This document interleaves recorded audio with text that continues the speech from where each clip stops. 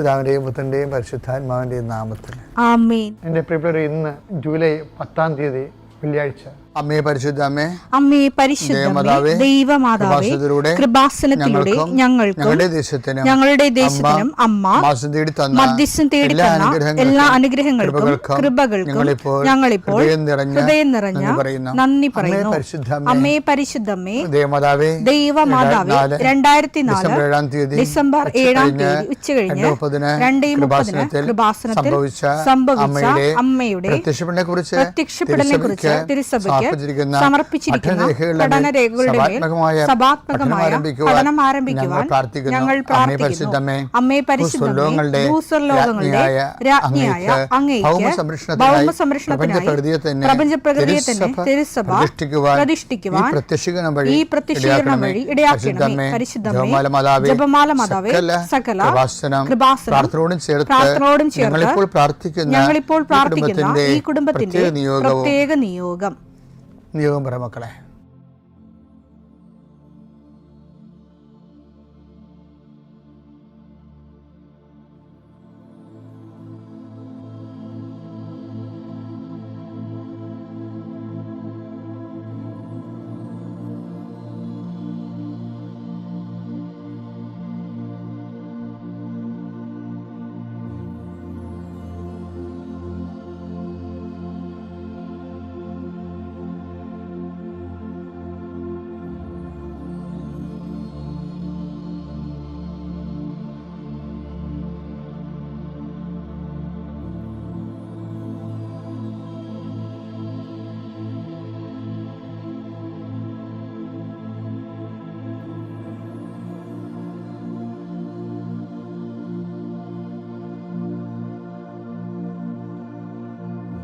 അമ്മയുടെ പ്രത്യക്ഷീകരണത്തിന്റെ ഈ അനുഗ്രഹവേളയിൽ ഞങ്ങൾക്ക് സാധിച്ചു തരുവാൻ കനിയണമേ. ആമേൻ. വിശ്വാസ പ്രമാണം. സർവശക്തനായ പിതാവും ആകാശത്തിന്റെയും ഭൂമിയുടെയും സൃഷ്ടാവുമായ ദൈവത്തിൽ ഞാൻ വിശ്വസിക്കുന്നു. അവിടുത്തെ ഏകപുത്രനും ഞങ്ങളുടെ കർത്താവുമായ ഈശോമിശിഹായിലും ഞാൻ വിശ്വസിക്കുന്നു. ഈ പുത്രൻ പരിശുദ്ധാത്മാവിനാൽ ഗർഭസ്ഥനായി കന്യകാമറിയത്തിൽ നിന്ന് പിറന്ന് പൊന്തിയോസ് പീലാത്തോസിന്റെ കാലത്ത് പീഡകൾ സഹിച്ച് കുരിശിൽ തറയ്ക്കപ്പെട്ട് മരിച്ച് അടക്കപ്പെട്ട് പാതാളങ്ങളിൽ ഇറങ്ങി മരിച്ചവരുടെ ഇടയിൽ നിന്ന് 3-ാം നാൾ ഉയർത്ത് സ്വർഗത്തിലേക്ക് എഴുന്നള്ളി സർവശക്തിയുള്ള പിതാവായ ദൈവത്തിന്റെ വലതുഭാഗത്തിരിക്കുന്നു. അവിടെ നിന്ന് ജീവിക്കുന്നവരെയും മരിച്ചവരെയും വിധിക്കുവാൻ വരുമെന്നും ഞാൻ വിശ്വസിക്കുന്നു. പരിശുദ്ധാത്മാവിലും ഞാൻ വിശ്വസിക്കുന്നു. വിശുദ്ധ കത്തോലിക്കാ സഭയിലും പുണ്യവാന്മാരുടെ ഐക്യത്തിലും പാപങ്ങളുടെ മോചനത്തിലും ശരീരത്തിന്റെ ഉയർപ്പിലും നിത്യമായ ജീവിതത്തിലും ഞാൻ വിശ്വസിക്കുന്നു. ആമേൻ. സ്വർഗ്ഗസ്ഥനായ ഞങ്ങളുടെ പിതാവേ, അങ്ങയുടെ നാമം പൂജിതമാകണമേ. അങ്ങയുടെ രാജ്യം വരണമേ. അങ്ങയുടെ തിരുമനസ് സ്വർഗത്തിലെ പോലെ ഭൂമിയിലുമാകണമേ. അന്നു വേണ്ടുന്ന ആഹാരം ഇന്ന് ഞങ്ങൾക്ക് തരണമേ. ഞങ്ങളോട് തെറ്റ് ചെയ്യുന്നവരോട് ഞങ്ങൾ ക്ഷമിക്കുന്നത് പോലെ ഞങ്ങളുടെ തെറ്റുകൾ ഞങ്ങളോടും ക്ഷമിക്കണമേ. ഞങ്ങളെ പ്രലോഭനത്തിൽ ഉൾപ്പെടുത്തരുതേ, തിന്മയിൽ ഞങ്ങൾ രക്ഷിക്കണമേ. ആമേൻ. നന്മ നിറഞ്ഞ മറിയമേ, സ്വസ്തി. കർത്താവ് അങ്ങയുടെ കൂടെ സ്ത്രീകളിൽ അങ്ങ് അനുഗ്രഹിക്കപ്പെട്ടവളാകുന്നു. അങ്ങയുടെ ഉദരത്തിൻ ഫലമായി ഈശോ അനുഗ്രഹിക്കപ്പെട്ടവനാകുന്നു. പരിശുദ്ധ മറിയമേ, തമ്പുരാന്റെ അമ്മേ, പാപികളായ ഞങ്ങൾക്ക് വേണ്ടി ഇപ്പോഴും ഞങ്ങളുടെ മരണസമയത്തും തമ്പുരാനോട് അപേക്ഷിക്കണമേ. ആമേൻ. കർത്താവേ, നിന്റെ ഉന്നതമായ നാമത്തിന് സ്തോത്രം ചെയ്യുന്നു. കർത്താവേ, നിന്റെ വിശുദ്ധ പൗരോഹിത്യത്തെ മഹത്വപ്പെടുത്തണമേ. കർത്താവെ, സഭയിലുള്ള സാന്നിധ്യം പ്രകടമാക്കണമേ. 40 വർഷം ഞാൻ അർപ്പിച്ച കൃപാനയുടെ യോഗ്യതയാണ്. കൃപാസ്ഥാനത്താറെ ജീവനോടെ പ്രത്യക്ഷപ്പെട്ട പരിശുദ്ധ അമ്മയുടെ മാധ്യസ്ഥത്തിൽ ഞാൻ മക്കളെ ആശീർവദിക്കുന്നു. ഞങ്ങൾ ചില പ്രോജക്റ്റുകൾക്ക് വേണ്ടിയും ചില പോംവഴികൾക്ക് വേണ്ടിയും ജീവിതത്തിലെ ചില പ്രയാസങ്ങൾ, സാമ്പത്തിക വിഷയങ്ങളായാലും മറ്റു വിഷയങ്ങളായാലും മാറുന്നതിന് വേണ്ടി സംസാരിക്കാൻ പോകുന്ന വ്യക്തികളിൽ, നിങ്ങൾ സംസാരിക്കാൻ പോകുന്ന വ്യക്തികളിൽ ഇന്ന് പരിശുദ്ധാത്മ നിറയട്ടെ. സുന്ദരി മാതാവ് സമയത്തിനധികമായി പരിശുദ്ധ അമ്മ കൃപാസന മാതാവ് ഇന്ന് നിങ്ങളുടെ കൂടെ യാത്രയാവുകയും നിങ്ങളുടെ കൂടെ വരികയും ചെയ്യട്ടെ. നിങ്ങൾക്ക് സംസാരിച്ചൊതുക്കാൻ പറ്റാത്ത വിഷയങ്ങൾ, നിങ്ങൾ സംസാരിച്ചാൽ ശരിയാകത്തില്ലെന്ന് തോന്നുന്ന സ്ഥലങ്ങളിൽ കർത്താവ് തന്നെ മറുപക്ഷത്ത് നിന്നുകൊണ്ട് നിങ്ങൾക്ക് അനുകൂലമായ ഒരു സാഹചര്യം ഉണ്ടാക്കിത്തരാൻ കർത്താവിൻ്റെ നാമത്തിൽ ഞാൻ നിങ്ങളെ ആശീർവദിക്കുന്നു.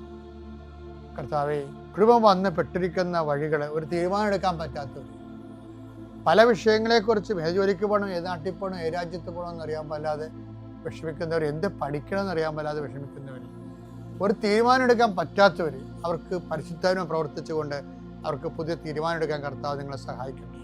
എൻ്റെ കർത്താവിൻ്റെ ഉന്നതമായ നാമത്തിൽ സഭയുടെ അധികാരത്തിൽ കുരിശിൻ്റെ അടയാളത്തിൽ ദൈവശക്തിയാൽ രോഗപീഠകൾ, വേദന രോഗങ്ങൾ, മറ്റു വ്യക്തികളുമായിട്ടുള്ള വഴക്കുകൾ, കേസുകൾ, കോടതി കേസുകൾ, പോലീസ് കേസുകൾ, ഇൻ്റർവ്യൂകൾ, ടെസ്റ്റുകൾ, പരീക്ഷാ ഫലങ്ങൾ നിങ്ങൾക്ക് അനുകൂലമായിരിക്കാൻ പരിശുദ്ധ മാതാവിൻ്റെ മധ്യസ്ഥയിൽ ഞാൻ നിങ്ങളെ യേശുനാമത്തെ ആശീർവദിക്കുന്നു. നിത്യപിതാപുത്രൻ പരിശുദ്ധാത്മാശ്വരശ്വരം നീക്കുവാവേ.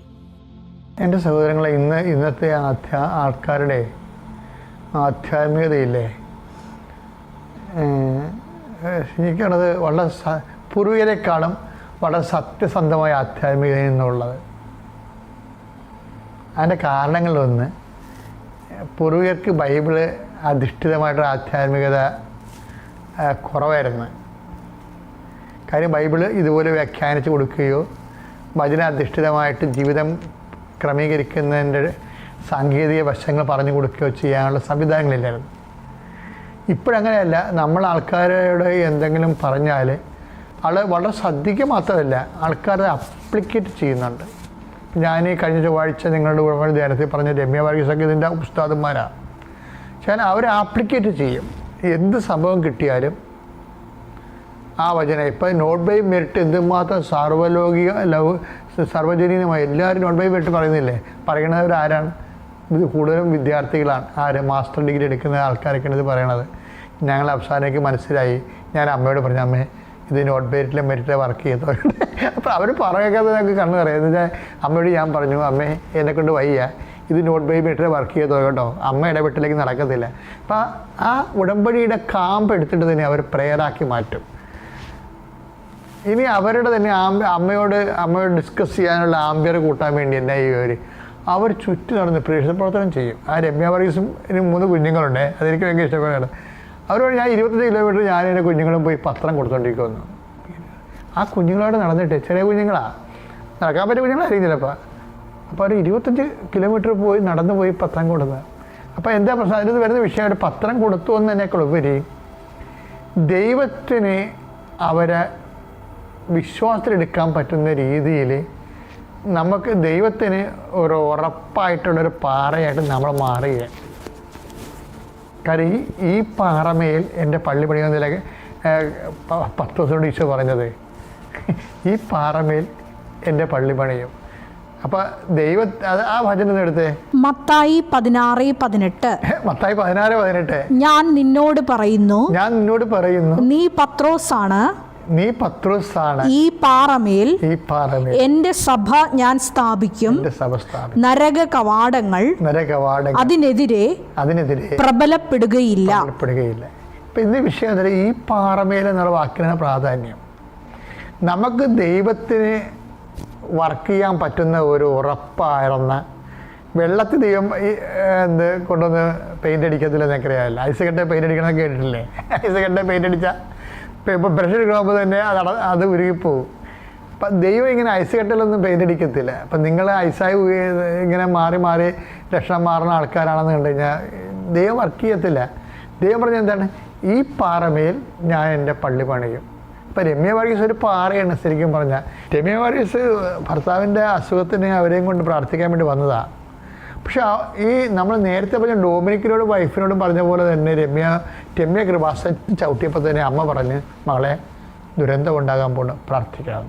അപ്പോൾ രമ്യ ഉടനെ വിവേചിച്ചു, ഇത് അമ്മയുടെ പ്രത്യക്ഷയുടെ സന്ദേശമാണല്ലോ, അപ്പോൾ അമ്മയാണല്ലോ എന്നെ ഇവിടെ കൊണ്ടുവന്നത്, അമ്മ അറിയാതെ ഒന്നും ജീവിതത്തിൽ സംഭവിക്കത്തില്ലല്ല, അതുകൊണ്ട് നമുക്ക് ഉടമ്പടി എടുത്തിട്ട് പോകാമെന്ന്. ഉടമ്പടി എടുത്തിട്ട് രമ്യ വർഗീസ് ഭർത്താവിനെ എന്നെ കാണിക്കാൻ വന്നു.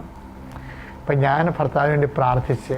അപ്പം രമ്യ സാക്ഷ്യം പറയണത്, അച്ഛൻ പ്രാർത്ഥിച്ചു കഴിഞ്ഞാൽ അച്ഛൻ എന്ത് പന്തികേട് തോന്നിക്കാമായിരിക്കും, അച്ഛൻ എന്നെ തട്ടിയെന്ന്. അച്ഛൻ ഇങ്ങനെ എൻ്റെ ഭുജത്തിൽ ഇങ്ങനെ തട്ടി. അപ്പോൾ എനിക്ക് കിട്ടിയ മെസ്സേജ്, കർത്താവിൻ്റെ ഹിതം എന്താണ്, അത് നീ സ്വീകരിക്കണമെന്ന് അച്ഛൻ എന്നോട് പറഞ്ഞത്. അപ്പോൾ കർത്താവിൻ്റെ ഹിതം, എൻ്റെ ഭർത്താവ് പിറ്റേ ആഴ്ച മരിച്ചുപോയി, കർത്താവിലേക്ക് തിരിച്ചുപോയി. അപ്പോൾ എനിക്ക് മനസ്സിലായി, കർത്താവ് പറഞ്ഞ ദുരന്തം ഇതാണ്. അപ്പോൾ ഞാൻ എന്ത് ചെയ്യുമെന്ന് വെച്ച് കഴിഞ്ഞാൽ, ഞാൻ ദൈവഹിതത്തിന് കീഴ്വഴങ്ങിക്കൊണ്ട് ഞാനത് ഏറ്റെടുത്ത്. അതാണ് ഈ പാറയെന്ന് പറഞ്ഞ സാധനം. അല്ല, ഞാനിത്ര പ്രാർത്ഥിച്ചതാണ്. ഞാനിപ്പോൾ പണ്ട് ഓർക്കൊണ്ടേ, ഞാൻ ഒരു വീട്ടിലൊരു മരിപ്പിന് ഓട്ടോറിക്ഷ ഇടിച്ച് മരിച്ച ഒരു വീട്ടിൽ, ഓട്ടോറിക്ഷയിൽ ലോറി ഇടിച്ച് മരിച്ചു. എൻ്റെ ഇടവക്കാരനാണ്. അപ്പോൾ അവനിങ്ങനെ മരിച്ച് കുരിശൊക്കെ പിടിച്ച് അവൻ കിടക്കുകയാണ്. അപ്പോൾ ഞാൻ പോയി ഒപ്പിസ് ചെയ്യില്ലേ. എല്ലാവർക്കും ദുഃഖമുണ്ട്. കാര്യം നാട്ടുകാരനാണ്, അറിയാവുന്ന ആളായത് കൊണ്ട് എല്ലാവർക്കും ദുഃഖമുണ്ട്. അപ്പോൾ ഞാനാ പ്രാർത്ഥിച്ചപ്പോൾ എന്നെ കണ്ടപ്പോൾ ആ ചേടുത്തി അവൻ്റെ അമ്മ പറഞ്ഞേ, എൻ്റെ അച്ഛാ, എത്ര കുരിശിട്ട് ഞാനിവിടെ കിടത്തി ഉറക്കിയതാണ്. അവസാനം അവൻ കുരിശി പിടിച്ച് കിടക്കുകയാണ്. നമ്മളെ ചിലയിടത്തൊക്കെ ചെല്ലുമ്പോൾ ചേടുത്തിമാരുടെ പാട്ടെന്ന് പറഞ്ഞാൽ സഹിക്കാൻ പറ്റത്തില്ല. ആ മകൻ കിടക്കാൻ നേരത്ത് കുരിശിട്ടെന്ന് കാണുമ്പോൾ ഈ അമ്മ പറയണതേ, അച്ഛനെ തോട്ടി ദൈവത്തിനെ ഉപദ്രവിക്കാൻ അവരുടെ ഉദ്ദേശം. അച്ഛനൊരു പ്രതിനിധിയായിട്ട് വന്നിരിക്കണതല്ലേ ദൈവത്തിൻ്റെ. അപ്പം അച്ഛനെ തോട്ടി ദൈവത്തിനെ ഒളിഞ്ഞ് ഈ ബാല്യ അമ്പയിത പോലുള്ള ഈ അമ്പയിത്താണ് സംഭവം. ഒരു ദുഃഖം വരുമ്പോൾ ഈ വില്ലാളി വീരത്തികളൊക്കെ വരും. ഒരു ദുഃഖം വരുമ്പോൾ അവരതിനാൽ അവർക്ക് തീരുമാനമാവും. എന്താ കാര്യം? ഇങ്ങനെയുള്ള ഒരു ഹൃദയത്തിൽ ഒരു സ്ഥലത്ത് ദൈവം ഒരിക്കലും ഒന്നും ചെയ്യത്തില്ല. അതാണ് ഈ പാറമേൽ. ഏത് പാറയാണ് നിങ്ങൾക്ക് അറിയാമല്ലോ. അത് ഉടമ്പടി പാറയാണ്. എന്ത് പറയണത്? അത് എടുത്തേ. മത്തായി 7:24. മത്തായി 7:24. എൻ്റെ ഈ വചനങ്ങൾ ശ്രവിക്കുകയും അവ അനുസരിക്കുകയും ചെയ്യുന്നവൻ പാറമേൽ ഭവനം പണിത വിവേകമതിയായ മനുഷ്യന് തുല്യനായിരിക്കും. ഈ പാറമേൽ എൻ്റെ പള്ളി പണിയുമെന്ന് പറയുമ്പോൾ ഈ പാറ ഏതാണത്? എൻ്റെ വചനം ഈ 7:24 പാറയും മത്തായിയുടെ സുവിശേഷത്തിൽ ഏതാണത്? എൻ്റെ വചനം കേൾക്കുകയും അത് ജീവിക്കുകയും ചെയ്യുന്നവൻ പാറയാണെന്ന്. അപ്പോൾ എൻ്റെ വചനം കേൾക്കുകയും അതനുസരിച്ച് ജീവിക്കുകയും ചെയ്യുന്നവരല്ലേ ഉടമ്പടിയിലുള്ളത്. അല്ലെങ്കിൽ എൻ്റെ വചനം കേൾക്കുകയും അതനുസരിച്ച് ജീവിച്ചു കൊള്ളാമെന്ന് പറയുന്നവരാണല്ലോ ഉടമ്പടി എടുക്കണത്. അപ്പോൾ ഉടമ്പടി ജീവിക്കുന്നതിലൂടെ നമ്മൾ പാറയായി മാറുകയും ആ പാറമേൽ ദൈവത്തിൻ്റെ പദ്ധതികൾ പണിയും. നീ ഒരു പാറയാകാൻ വേണ്ടിയുള്ള ദൈവവിളിയാണ് ഉടമ്പടി നമ്മുടെ മുമ്പിൽ നീട്ടുന്നത്. അതനുസരിച്ച് അറിഞ്ഞ് അതിൻ്റെ അകത്ത് ഇൻവെസ്റ്റ് ചെയ്യാൻ നോക്കണം. പിതാവിൻ്റെയും പുത്രൻ്റെയും പരിശുദ്ധാത്മാവിൻ്റെയും നാമത്തിൽ.